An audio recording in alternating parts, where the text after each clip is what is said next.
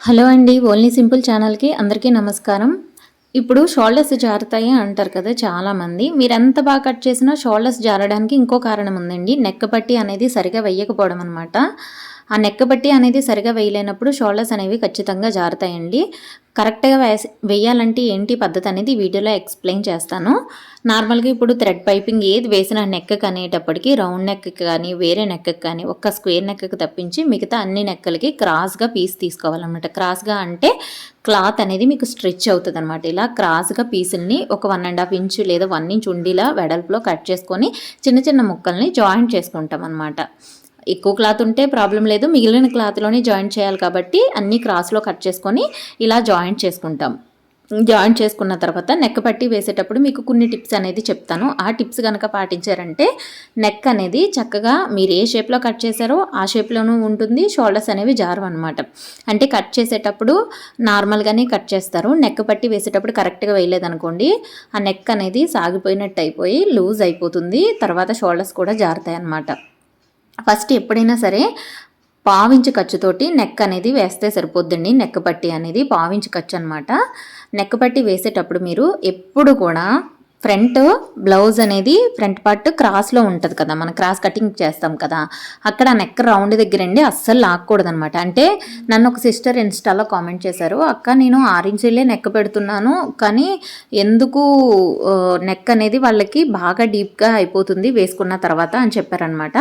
First point వాళ్ళకి నేను చెప్పింది ఏంటంటే మిడిల్ చెస్ట్ ఎక్కువ ఉంటుందా అని అడిగాను. మిడిల్ చెస్ట్ ఎక్కువగానే ఉంటుందంట. సో మిడిల్ చెస్ట్ ఎక్కువగా ఉన్న వాళ్ళకి ఫుల్ క్రాస్ పెట్టినప్పుడు చెస్ట్ బరువు వల్ల నెక్ మీరు తక్కువ పెట్టినా సరే ముందుకు లాక్కొని వచ్చేస్తుంది అనమాట. అదొకటి పాయింట్.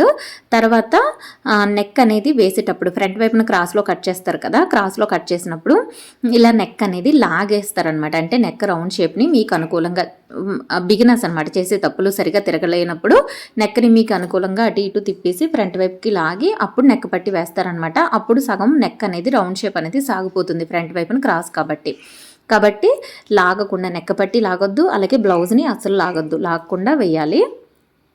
తర్వాత నెక్ బ్యాక్ సైడ్ రౌండ్ తిరిగే ప్లేస్లో కూడా అంతే లాక్కుండా వేయండి. ఫ్రంట్ వైపున బాగా మాత్రం నెక్ అనేది అస్సలు లాక్కుండా ఉండాలనే విషయాన్ని బాగా గుర్తుంచుకోండి. ఇలా నెక్ బట్టే అనేది పావించి ఖర్చుతో అటాచ్ చేసేస్తాము. అటాచ్ చేసిన తర్వాత ఇప్పుడు నెక్ రౌండ్ షేప్ కాబట్టి ఫ్రంట్ వైపున రౌండ్ షేప్ ఉంటుంది కదా, ఇలా ఈ రౌండ్ షేప్ దగ్గర చిన్నగా కత్తిరితో కట్ చేయాలన్నమాట ఖచ్చితంగా. తర్వాత మళ్ళీ నెక్ బ్యాక్ సైడ్ ఇది రౌండ్ తిరిగే ప్లేస్లో కట్ చేస్తే సరిపోతుంది. బ్యాక్ సైడ్ రౌండ్ షేప్ తిరుగుతుంది కదా, అక్కడ ఇలా మ్యాక్సిమం దారం వరకు కట్ చేయాలి. అప్పుడే నీట్గా వస్తుంది అనమాట. దారం తెగకుండా చూసుకొని దారం చివరి వరకు కట్ చేస్తే సరిపోతుంది. జాగ్రత్తగా కట్ చేయాలి. ఇలా రౌండ్ ప్లేస్లో ఫ్రంట్ వైపున అలాగే బ్యాక్ సైడ్ కట్ చేయండి. కట్ చేసిన తర్వాత ఇప్పుడు ఫోల్డింగ్ అనేది నేను చెప్తాను, ఆ విధంగా మీరు ఫోల్డింగ్ చేయాలి. ఆ ఫోల్డింగ్ అనేది చాలామంది రాంగ్ చేస్తారనమాట. ఎలా అంటే చూడండి, ఇప్పుడు మనం పావించి ఖర్చుతో పెట్టాం కదా, కుట్టాం కదా, ఆ పావించి ఖర్చు ఈ ఖర్చు చూడండి, ఈ ఖర్చు అనేది ఇలా ఈ ఫోల్డింగ్ లోపల ఉండాలన్నమాట. కొత్త వాళ్ళని ఏం చేస్తారంటే ఈ ఫోల్డింగ్ లోపలికి ఈ ఖర్చు వెళ్ళదండి, బయటకు వచ్చేస్తుంది అనమాట, చూసుకోరు. అలా కాకుండా ఈ ఖర్చు అనేది ఈ లోపల వైపున ఈ పావించిలో కరెక్ట్గా ఈ ఖర్చు అనేది పడుతుంది అనమాట. మనం ఫోల్డింగ్ చేసినప్పుడు మీకు దగ్గర నుంచి చూపించడం వల్ల ఇలా వెడల్పుగా ఉంది, కానీ పావించి ఖర్చుతోటే మనం కుట్టినప్పుడు ఈ ఖర్చు అనేది కరెక్ట్గా ఈ ఫోల్డింగ్ ఈ మడతలో ఉంటుందన్నమాట. కరెక్ట్గా ఆ ఖర్చుకి సమానంగా మనము ఈ క్లాత్ని అటువైపుకి ఫోల్డింగ్ చేయాలి. ఫోల్డింగ్ చేసిన తర్వాత కుట్టు వేసేటప్పుడు ఇప్పుడు ఈ నెక్ పట్టీ మీద కుట్టు వేయాలి. తర్వాత మనం ఈ ఫోల్డింగ్ చేసేటప్పుడు కూడా క్లాత్ని ముందుకు వెనక్కి లాక్కూడదు అనమాట. అలా లాగినప్పుడు ఉగ్గుల కింద వస్తుంది. లాక్కుండా నీట్గా అడ్జస్ట్ చేసుకుంటూ ఫోల్డింగ్ చేయాలి.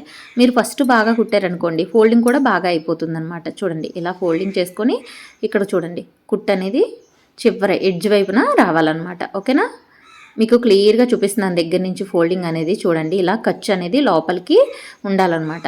ఈ ఫోల్డింగ్ లోపల ఖర్చు ఉండాలి, అదొక్కటి గుర్తుపెట్టుకోండి. తర్వాత ఈ నెక్ పట్టీకి చివరి వైపున అంటే బ్లౌజ్కి చివరి వైపున నెక్ పట్టీకి ఎడ్జ్లోని రెండింటికి మధ్యలో వస్తుంది అనమాట కుట్టు కరెక్ట్గా. అలా వస్తేనే నీట్గా మీకు హెమ్మింగ్ చేసుకునేటప్పుడు చాలా నీట్గా ఉంటుందండి. నేను చెప్పిన టిప్స్ పాటించారంటే మీకు షోల్డర్ జారదనమాట. షోల్డర్ జారడానికి ఎప్పుడైనా సరే నెక్ విడ్త్ తక్కువ పెట్టాలి, ఎక్కువ పెడితే షోల్డర్ జారిపోద్ది అనుకుంటారు. అది అసలైన రీజన్ కాదండి. అదొక 10% అయితే మిగతా 90% బ్లౌజులో చేసే కొన్ని తప్పుల వల్ల షోల్డర్స్ అనేది జారుతుంది అనమాట. అదే ఇక్కడ మీకు ఒక్కటి ఎక్స్ప్లెయిన్ చేస్తాను. ఇలా చాలా తప్పులు ఉంటాయి, అవన్నీ నేను ఎక్స్ప్లెయిన్ చేస్తాను ఈ ఛానల్లో. ఒకటి షోల్డర్ జారడం వల్ల షోల్డర్ అనేది ఎందుకు జారుతుంది, ఆ జారకుండా ఉండి ఎలా తీసుకోవాల్సిన జాగ్రత్తలు ఏంటి ఇవన్నీ ఎక్స్ప్లెయిన్ చేస్తాను.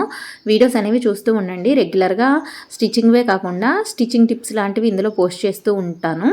అలాగే మధ్య మధ్యలో వ్లాగ్స్ వస్తాయి. వ్లాగ్స్ కూడా ఏమీ మీకు టైం వేస్ట్ అయ్యేలాగా ఏమీ ఉండవండి. చూస్తూ ఉండండి, కొద్ది మోటివేషనల్గా ఉంటాయి. Thank you.